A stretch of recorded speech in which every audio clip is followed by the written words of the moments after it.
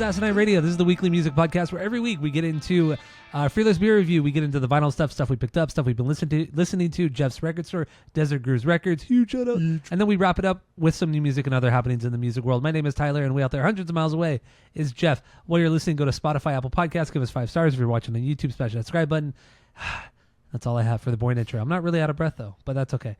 So let's get into this Fearless Beer Review. What do you got this week, Jeff? Go! I got a local brewery here, Tombstone Brewing Company. This is the brewery we were going to go to.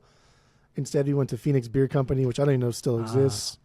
That fateful day where Tyler yelled at Sloan, and everybody had a horrible day, and Ryan pretended to drive home. Yeah, that was a wild day. That was a wild day. Fucking bunch of idiots. Yeah. This is a dry Irish stout, so that's what I have here. That sounds gross. That sounds gross. What's the ABV on it? Like 5%. It's not too high. That's not bad. Yeah, so chocolatey, some coffee. Can't read that too well, but anyway, Tombstone's in like fucking. I think it's in Tombstone, Arizona. So is that an actual city? Yeah. Still like an active city, not like a ghost town. No, it's a city. Okay, be kind of cool to live in a town called Tombstone, but okay. So that's what you got. I have I've had this beer before, but I haven't had it in, I would say, at least 10 years, maybe even 15 years. It's been a long time, and that is a Blue Moon. A Blue Moon, baby. Damn, girl. 19.2 ounce can right here. Yeah, it's been a long time since I've had one of these, and why did you get that? I just the liquor store didn't have any beer I haven't had already, and I just thought, I haven't had a Blue Moon in many moons. So that's what I got over here, huh? I'm always funny. That's what I bring to this podcast is hilarity. There's something. So yeah, this is 5.4 ABV, and oh man, it's spilling over. Fucking hell! Spillage.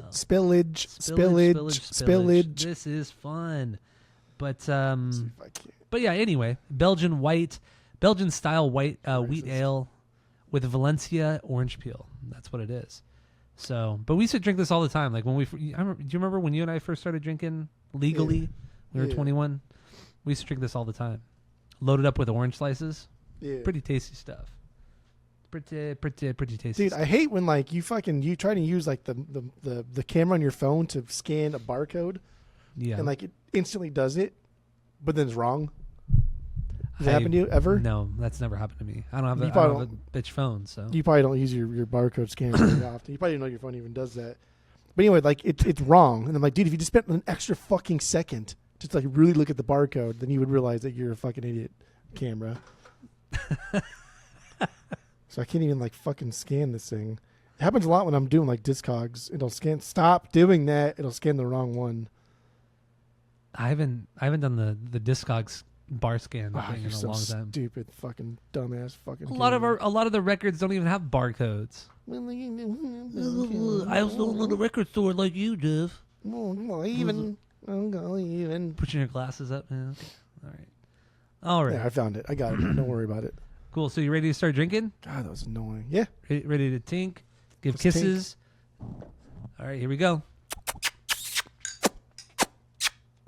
Ooh. Yeah. Okay, tink.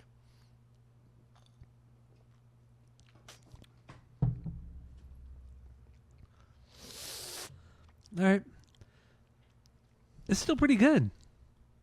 This is still pretty good. I remember it having more orange flavor to it, but damn, this is pretty damn solid. I don't think I'd have more than like 2 of these, but yeah, it's pretty good. When was the last time you had a Blue Moon? Last week. Oh, okay. Well, that's fun.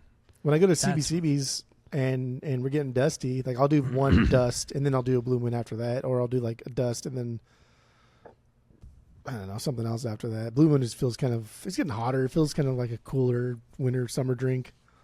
Yeah. I'll tell you what though, like Blue Moon is my go-to. Whenever I drink a Blue Moon, it takes me to Palm Springs Casino, because Palm Springs Casino for a long time only had like 3 beers on tap.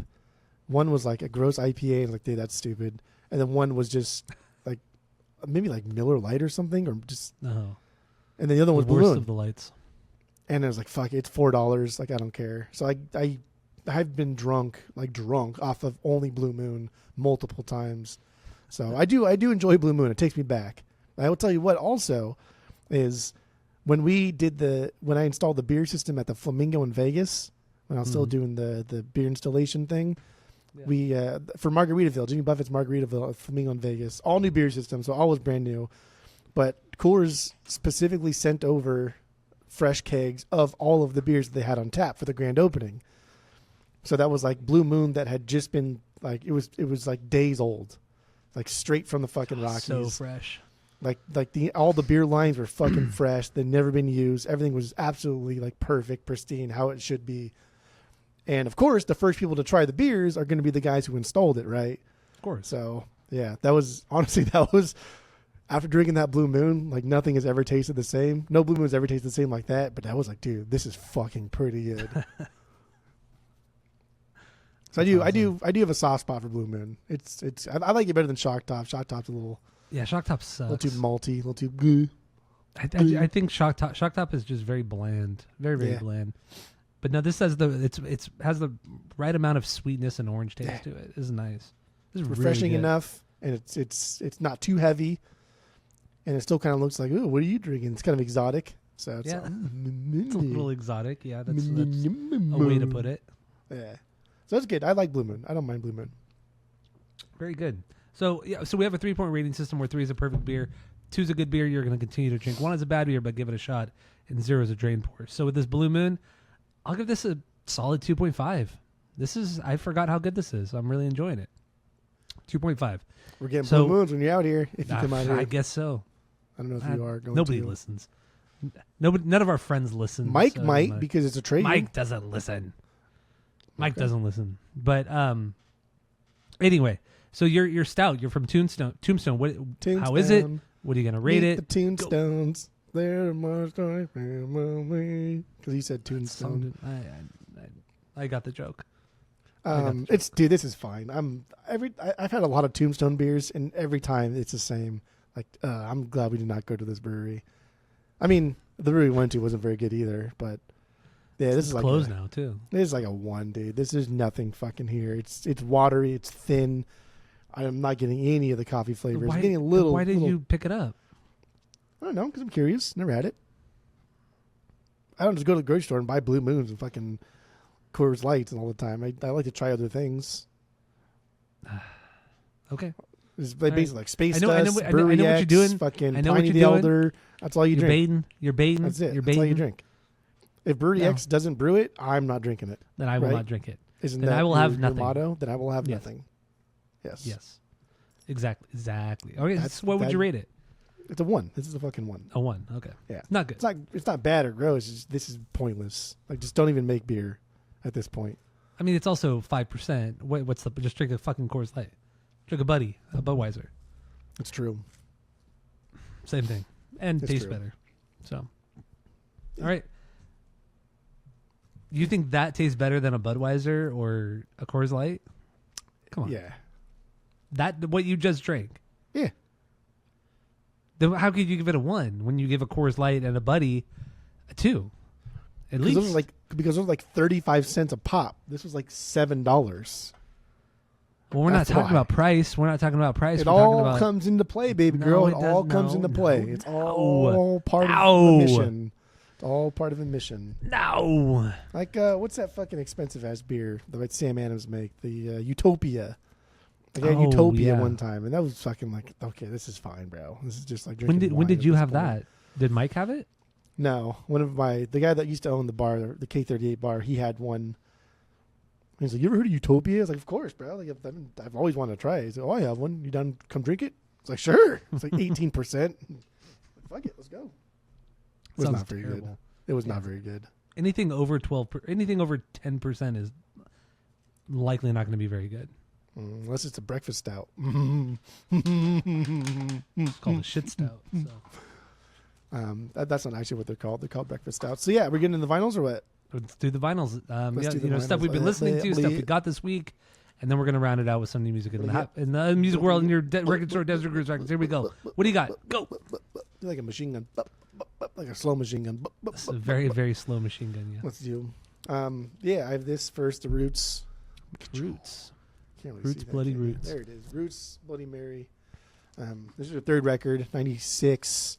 This is just, it's cool jazz rap. It's cool underground hip hop from this era. They're from Philly. Very, very R&B influence, very soul. Like a lot of these guys play musical instruments, and so there's a lot of them on the record, not just samples or drum machines. Even there's a lot of drum loops, but it's a cool record. This is the only Roots that I would ever get. I like this record. It's damn good, man. It's damn good. Good. It's an OG, so that's cool. You always kind of forget how good they are because nobody really talks about their actual music. They always talk about, Questlove, and they talk about, who they play, or like who they featured, or who they're the house band for. You know what I mean? Nobody ever talks about their actual music, which is fucking amazing. So good. And like I'm not like a huge like Roots guy. It's just the one record that I know that I like is this one, and subsequent records after this. Like this is them getting like heavier and darker, kind of like the urban life, like street life on the streets through music type of sound, very much like Nas. But after this, it seemed to like just become more pop centric, which is like fine. That's how you make money, through the pop realm. But this is not what I'm looking for. So makes sense. So what else you got? I got Logic. Everybody. Yes, Logic. Everybody. There's Logic right there. Where? I don't even see it. It was just a dog. It was just a corgi. Oh. It was a silly thing. I was just being silly. I know you're not very silly guy. I know you're not very silly that often. No, this I'm way is too serious. This is his third record. This is like 2017. We did this on the pod. Remember? We did with Justin, friend of the pod. Justin. Yeah. Back when you were still living in California. That was back when I was still living in California. We've been on the run. I never really listened to Logic until we did it on the pod. I just never did. And then Justin's like, "Oh, this record's so good," and I was like, "All right, bro, let's see what we got." And like, yeah, it's fucking good, and I like it a lot. And since then, I do like Logic a lot, and I've bought a couple of his records that I've since purged. But this is the only thing that I would ever just keep through and through, and mostly because like the Suicide Hotline song is a fucking banger. Yeah. It's an incredible song. But this record's really cool. It's long, right? Like every fucking hip hop record has to be so goddamn long. At least an hour. Yep, at least an hour. But like Killer Mike's on this. There's a slew of other musicians. Your boy Neil deGrasse Tyson, your hero, he's on this. God, he's so annoying. He's your favorite, dude. I can't stand him. Can't stand you. It's all hip hop today. That was a fun episode we did with Justin when we did Logic. That was really fun. Maybe I'll go back and find it and post it just for shits and gigs, because honestly, the episodes we did with Justin, we had I had so much fun, because Justin is so. I guess I can't have fun. I didn't have fun. No, you can't. Justin is so condescending sometimes, but when he talks down to you, you don't really know he's talking down to you. Like he's very subtle and quick, and man, he's something else. Justin's something else. He's definitely something else. He's definitely something else. I'm gonna go back and find it. One of a kind, that boy. So anyway, what else you got? Liquid Swords, the Jizza. There we go. Love that record. Got that Wu-Tang record. affiliate. This is not an original. I guess all my originals. Oh, well, 2017. Like, who really cares? This is actually Jizza's second record, but I don't know if this is the first one. No, this came out after. It came out after Wu-Tang. Well, it came out after Wu-Tang too. Yeah, but like this is in like the solo records of solo records. What? Wait, what? The members' solo records chronological order. This is not the first one. I think Raekwon's was the first, and this was the second. Oh, okay. I see. That's what I was saying, son. That's why you interrupted me. But yeah, I mean, it's Wu-Tang. It's 90s Wu-Tang, so it's honestly damn near perfect. It's amazing. Liquid Swords is probably the best, or first or second best of all the members of Wu-Tang solo records, like first solo records, or early solo records. The only one that could be better than that is Method Man.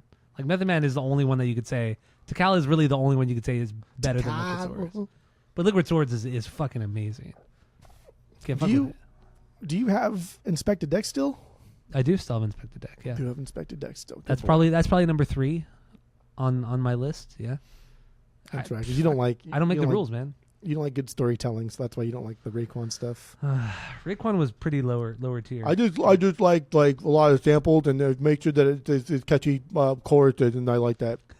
That's what you say all the time. Last thing here, still hip hop. Ludacris. Luda. There we go. Ludacris. Yeah, that is so dumb. This is something I put on later because I like Ludacris so much. He's so fucking cool. I just think he's so exciting. Every time he's on screen, I think he's exciting. Every time he opens his mouth, I think he's exciting. When he raps, he's exciting. Everything about him is just so fun. He's just so fun. And Roll Out, man, Roll Out's so good. It is Just really that good. Ding, ding. It was a Timbaland beat too. Like Timbaland produced that song. Oh, is it? So I didn't know it's Timbaland fucking did that. perfect. Bing, bing, ding, bing, ding, ding. So good. It's good. That was His like rapping it is fantastic too. that was an early song that I remember like learning all the lyrics to just because I loved it so much. I think that was the first song I ever heard from Ludacris. Was Roll Out. I think. Roll out. Man, that song is such a banger. Chain with them diamonds in it. But yeah, dude, like this. Okay, so like word of mouth. I fell back in love with it when we did the hip hop season, and then listening to it again, like fuck, man, this is like banger after banger after banger. But like it's got Roll Out, Area Codes, Move Bitch, Saturday. Like those are the big 4, right? Those are huge songs for massive. him. But then he has so many. He has Mystical on these, Nate Dogg's on here. Yeah, Twist is on here. I gotta listen to it again. I mean, I listened to it when we did hip hop season, but I was so overwhelmed, or not overwhelmed, but there was just so much I was listening to those 3 weeks. God, it was a lot. I gotta go back and listen to some of that shit. Like what? Fuck, I always forget that bitch. one record. The Get out the way. what's that hip hop group? The one with LP before Run the Jewels. What is it? Cannibal Ox? No, it's not Cannibal Ox. Fuck, what is it? It's an expensive record too. Like vinyl, the vinyl is really expensive. I feel like it starts with like, or maybe like has nature in the name, or not Naughty by Nature, obviously. So LP produced Cannibal Ox. What was? No, there was a group he was in. He rapped and produced in the late 90s, like 1999. I think the record came out. What the fuck was it? Company Flow. Company Flow, yeah. Company Flow. That record I listened to was so fucking good, incredible, fucking incredible. Yeah. God damn, but expensive. It's expensive. I need to put on my one. Actually, I need to put it on my one list. It's all good. It's all good. It's all good, dude. Man. It's all good, dude, bro. You should listen to Ludacris though, because even though it's 80 minutes long, dude, it's fucking a long one.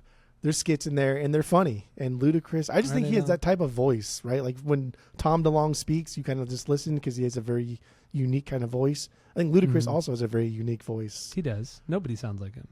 Yeah, it's fun. All right. Okay, that's good. So, but none of these are new records, right? That you got? These are just stuff in your collection that you listen to? Oh, yeah. They're just stuff. No, these are all new records.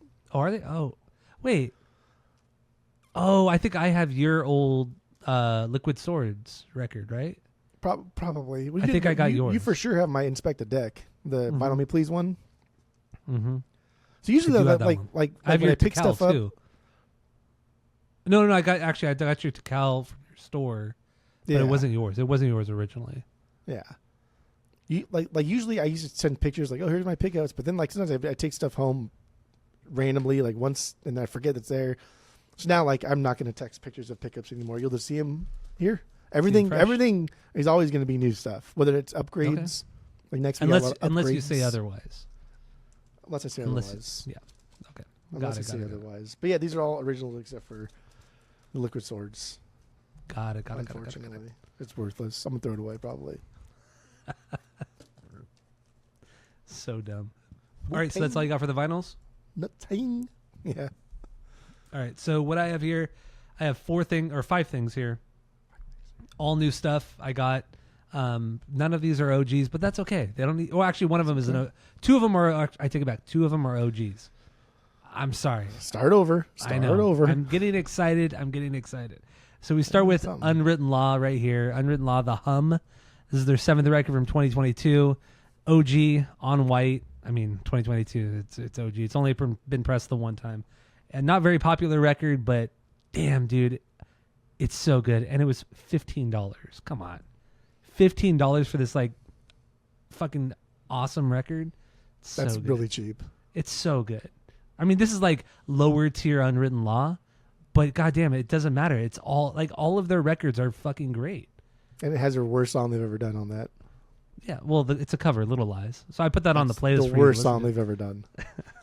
I wouldn't say it's their worst song. It's the worst song they've ever done. I still kind of like it. I still kind of like it. It's worse than fucking, what's that, Kathy or Katie or Kane or oh Chick-fil-A, yeah, what was that that fucking song with it? Yeah, I forgot. Dave was like, "Oh, this is actually I fucking love this song," even though we knew he would like that song. Remember? I know we did. Oh, predictable. We called it beforehand.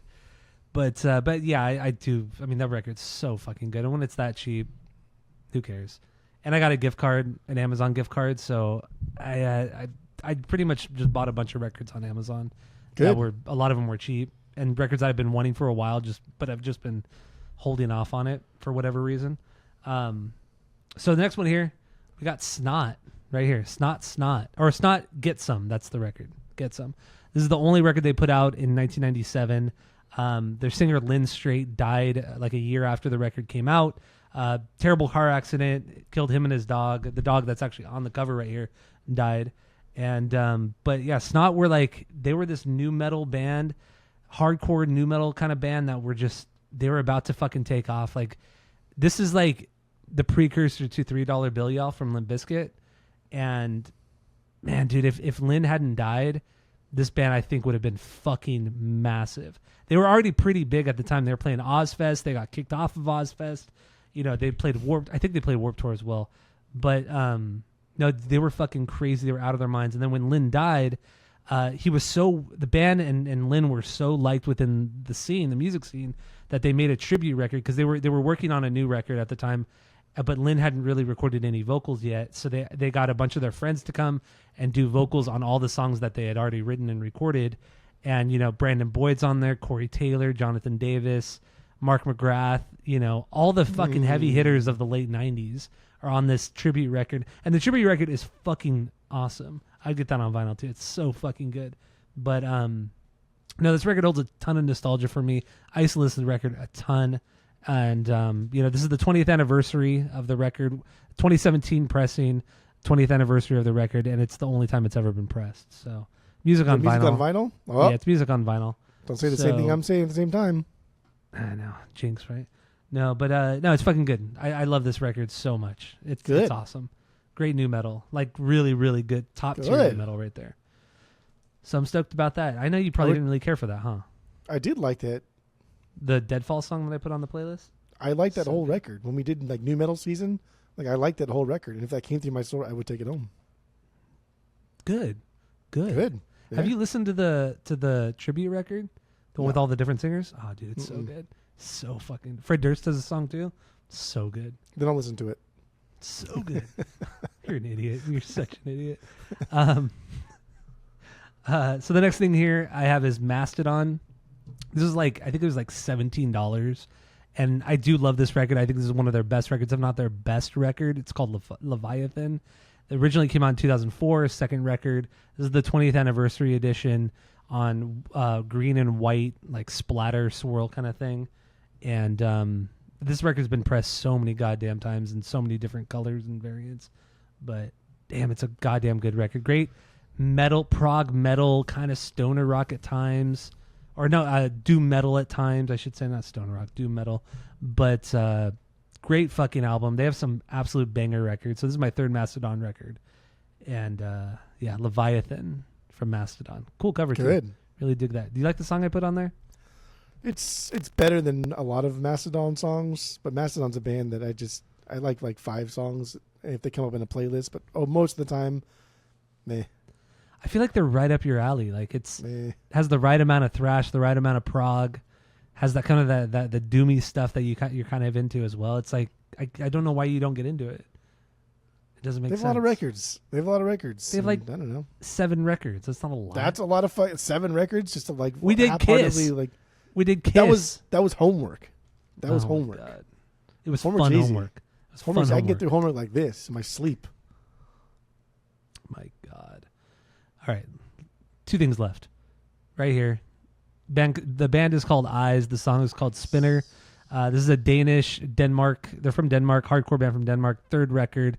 Came out just in April of this year. This is the first and only pressing of it so far. They only pressed 300 of these on red vinyl. But yeah, no, this band, I discovered them a couple years ago. The drummer from Thrice, he always used to post his like year-end playlist, like of his favorite new bands that came out that he's discovered. And this one popped up a couple years ago on that year-end playlist. And this band just, their second record, I just was so fucking into. But their second record is really expensive, so I never got it on vinyl. But yeah, this record came out, and it's only like 28 minutes long. But damn, dude, it's like and it plays it at 45. But I mean, it's the hardcore punk with like this kind of like almost gent kind of style, like down-tuned guitars, but it's not gent. You know what I mean? It sounds like they're playing on 7 strings. So there's moments with those kind of parts, but it's just really well done and just a killer fucking band from Denmark. So it was very like, it was wild and it was very Every Time I Die, like that kind of wild. Kind of. That's a good fun comparison. And wild. Yeah, dude. So they're really good. I highly recommend people go checking them out. But there's so many bands called Eyes, so make sure you look up the right band. So there's that. Last thing here, got this one on Amazon, and the only one I didn't get on Amazon was that Eyes record. But this one right here, Amazon. This one right here, Eden's Island from Eden Abez. This is some weird hippie dude. This originally came out in 1960. It was only ever pressed once in 1960, and those records go for like $700. They're super fucking expensive, but it's been, you know, bootlegged and unofficially pressed dozens and dozens of times over the last 50 years. And this is just weird exotica kind of spoken word shit, and I really, really dig it. I mean, I'm a sucker for exotica music, and I love the vibraphone, and it's all over this record. This guy is super fucking. He was so weird I mean, he's still kind of weird for the times now, but some hippie fucking guy who completely kind of went off grid almost. He wrote a lot of songs for like popular artists like Nat King Cole and shit like that, but he was relatively unknown outside of the songs he wrote, and he kind of lived off the royalties of those songs, and then he lived under the Hollywood sign out in Hollywood. He lived there for years under the Hollywood sign and the fucking trees and shit. And yeah, he's a fucking just weird dude, ugly guy as you could tell. But this is 2021 like bootleg pressing, and it's killer. It'd be cool to have an OG, but I'm not going to drop $700 for an OG out this. That's just one of those things you find in like you like at your friend's house cleaning up their friend's house, and they have it there, and you find it. That's the type of record you would find it in that scenario. Exactly. But like this is why record collecting is fun, because like if this was because he's so obscure and weird, like that's what makes it kind of a little bit more fun. But like the song that you played, right? If that record was still just like a $2 or $3 record, it's like that song that you played was like okay, like it's cool and all, but there's nothing. It was to the write song home. Trade Winds. It was the song Trade Winds. But because this guy is cool, this guy is interesting, the stuff that he does now is more interesting and sought after because of who he was. And that's like the joy of like going from just, you know, like a casual music fan to like a record collector to like a true digger. Is like true diggers get into stuff like that, just weird shit that is worth way more money than has any right to be. Yeah. But because the guy's fucking weird, they didn't make a lot of them. Like therefore, here we are. Yeah, and I mean, he was really only known here in Southern California, LA area, because he was known around town for being. He was also like an early adopter of like, you know, the raw lifestyle, eating just raw food, raw vegetables and fruit and shit, and that's pretty much his entire diet. So zero fun for him. That's true. Fucking disgusting. But yeah, no, he was just one of those fucking actual hardcore hippie guys. Like you read about all the hippies, like, you know, teenagers who think they're all fucking cool and shit. They're living the hippie lifestyle for like a year, and then they go home to their rich family, you know, because they can't take it anymore. But this guy fucking lived it until I think he died in the early 2000s. So he lived a long fucking time, and he just fucking lived out in the bushes and shit and trees, and like was essentially homeless most of his life. But like he chose to be homeless, so or unhoused, as we're supposed supposed to call them now. That's the fun of like vinyl collecting is finding old artists that people have forgotten about and bringing them to the masses. Yeah. And it's kind of it's interesting because a lot of times kids will come in and ask for an artist because TikTok is now popular or popularized that artist. But then times you'll come across a guy and he's like, who the fuck is this? Like, what is this? Oh, damn. Why does it go for like $1,000? And then Yeah. like Moondog is just some random dude that I've discovered recently. Just an old like weird like avant-garde classical jazz guy.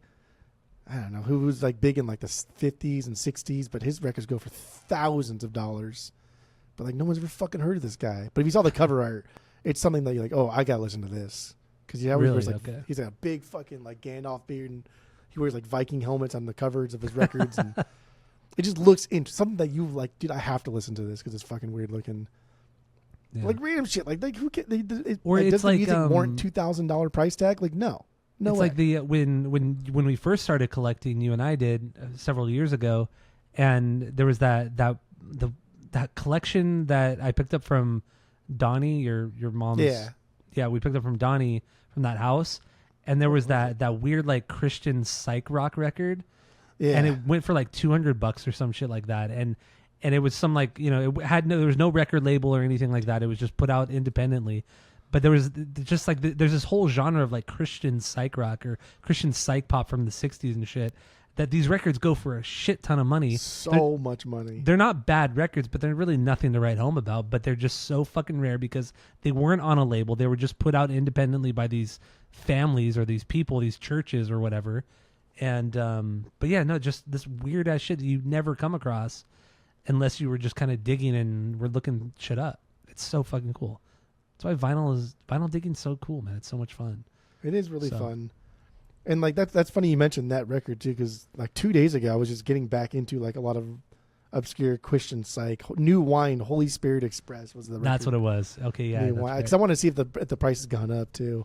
New Wine. But yeah, I was getting back into because that comp that I bought, that Electric Holy Land with all those random like psych rock bands, which you can buy on Discogs for like $15. So like you should just fucking buy that record because it's amazing. But yeah, all like most of the artists on that comp, their records go for, if they're even ever pressed, because a lot of them are just 7 inches, they go for hundreds and hundreds of dollars. Crazy money. And it's just because like diggers, man, they're rare. Collectors. They're just rare. There was maybe 50 pressed, 100 pressed independently. So, and who knows how many of those still actually haven't been destroyed over the years. I think now if I got that New Wine Holy Spirit Express, I'd probably just keep it until like I needed the space and then purge it. But I'd probably just keep that. I remember when I brought it out to your house too. We sat down and listened to it together. We're like, do we actually want to keep this, or we want to sell it on eBay? We convinced ourselves not to keep it. Yeah, we did. And then we just sold it on eBay. Because that was before you even had the store. Yeah. You weren't even working at Rock This Town yet. We were just, I mean, this was like... That was my first sale on Discogs. That was like maybe 3 months into us collecting. 4 months into us collecting. It was so early on.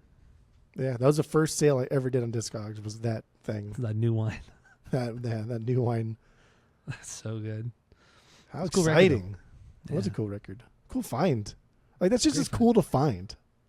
Yeah, like Beatles, Zeppelin, God, I see that shit all the fucking time. You know, it's kind of funny, too, is like a lot of bands that I see a lot and people talk about a lot, I kind of don't like them as much anymore. And, like, for instance, like Kendrick Lamar is a guy that I'm like, fucking hell, dude, I'm just so fucking tired of getting Kendrick Lamar records in. Like, I don't think I would ever spin Kendrick Lamar on my day off anymore. Good, you should never spin him. And that's tragic. He's really, really good. He's not. But like it sucks because I don't fucking care. But you still sell them in the store a lot. Of course. Oh, dude, we sell them all the fucking time. Because wait, do you get new Kendrick Lamar, or are you just selling used stuff in there of him? Like, do we buy new or? Yeah, do you buy new? No, we don't buy anything new. It's just, I mean, people trade it in. It's still sealed. Yeah, that's crazy. It still sells, and like now Amazon raised their price on pretty much all vinyl, so. What used to be 30 is now like 33, so we just still sell it for 30. Undercut the competition, man. Undercut, baby. The worst of the competition, too. Worst of the competition. That's why you spend all your money there. Got him. I spend a lot. Hey, I spend a lot of money. Shut the fuck up. I spend a lot of money at your store, and I give your store a lot of shit. I give a lot of shit to your store. Get the fuck out of here. Get the fuck out of here. Because you're paid well, and you get cool shit on hold for you. Exactly. I buy a lot of shit. I give a lot of shit to your store. I would love to see you trade into Amazon. Go to Zia. I think you're missing the point here. Whatever. Anyway, we go with the vinyls. I can talk about vinyl all day. We could, but we got a show ahead of us. So the last thing I want to talk about here before we hop off is the Turnstile. The band Turnstile. They put on a free show out in Baltimore, their hometown, last weekend. I don't know if you've watched any of the videos, Jeff, but they played a full show, free show in the park. I forgot what park it was in Baltimore, but I swear to you, there was probably like 40 or 50,000 people that showed up. Yeah, there was. It was unfucking real how many people showed up to watch Turnstile, and it went fucking off, dude. It went fucking crazy. No security guards, no barricade, just the stage, a little bit of like a kind of a backdrop, and that was it. And like obviously the sound system, but that was fucking it. And people were dancing and having a good time. And you see the video from like behind the stage that somebody took of the two little boys? No. Yeah, they were probably like there's 6 like a or full 7 video like that. I watched like most of the full video. Yeah. So the full video, long one. But there's another one, and it's like these kids are probably like 6 or 7 years old, but they're on the side of the stage, like their parents probably friends with the band or something like that, but you could tell they wanted to go jump in the crowd, but they were too scared because they're kids. So like the one kid grabs the other kid's hand and they go like run and they try to jump into the crowd, but they're too small to like jump over people. So they kind of like jumped on the first couple. They just kind of like jump on the first couple of people, and then the people like kind of put them back on stage and shit. And then they're all dancing and stuff. And it's like, dude, this is so sick. Like you get these little fucking kids, you get these older people, like families coming out to go see this fucking band. Like it was. What an experience, man. They literally are hometown heroes. It's so sick. It was so sick. Just even like put on a concert like this is super cool. And like the amount of people that were on stage and like nobody touched the band. Nobody like put their arm around them. Nobody wanted a picture. All the lack of phones that were not out. Like it was fucking dope. It was cool. And like a lot of the comments on these videos, people are saying, this is what it was like going to a show in the 90s.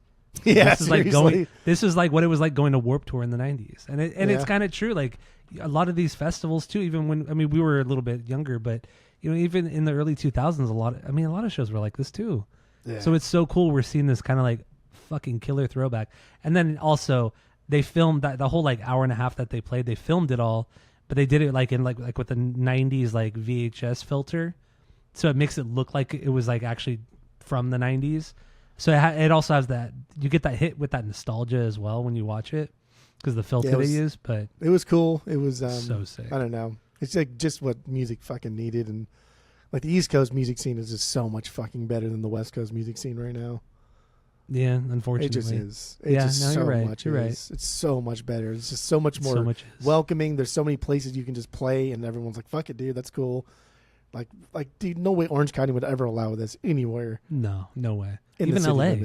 Even LA, because Live Nation and all the big fucking corporations, man, they just want their hands in on everything. Look at fucking Coachella. Look at all these fucking festivals. It's just littered with corporate shit. And then this show that Turnstile does, 40,000 people show up, and it's a benefit concert too. I mean, nobody paid for anything, but I mean, any money that came in was all donated anyway. So it's just like, man, dude, it was just so sick. There was no advertisements, no billboards that I could see at least. There was nothing there. It was just the fucking band, a small stage, and then just a fucking sea of people, an ocean of people. It was fucking incredible, man. It was so cool. They ended up raising like almost like $40,000 or $50,000 too. Like they raised like a lot of money. That's rad. And that's pretty cool. Like I don't know, thinking back when we were kids, right? Like when we were younger, going to a free concert. Like, yeah, maybe we throw in like $1 or $2 just to be happy that we're there, but like we just didn't have that much disposable income when we were fucking 20 or whatever. So the fact that they raised like $40,000 is pretty cool. Yeah, super fucking rad. So good on Turnstile. I'm excited for the new record. I was driving around today getting food, and I put on the new song, the Bird song.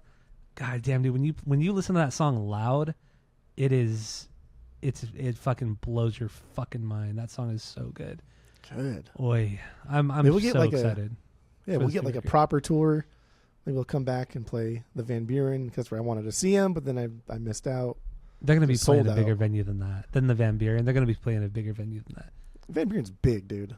Yeah, well, like Hollywood Palladium big.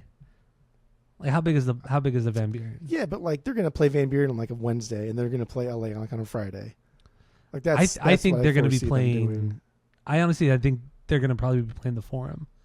The next like on this next tour, I think they're going to be doing the Forum. I think they're out of their mind if they think they're gonna fucking get enough money and to play the Forum. I really honestly think they're That's going to do crazy. the Forum.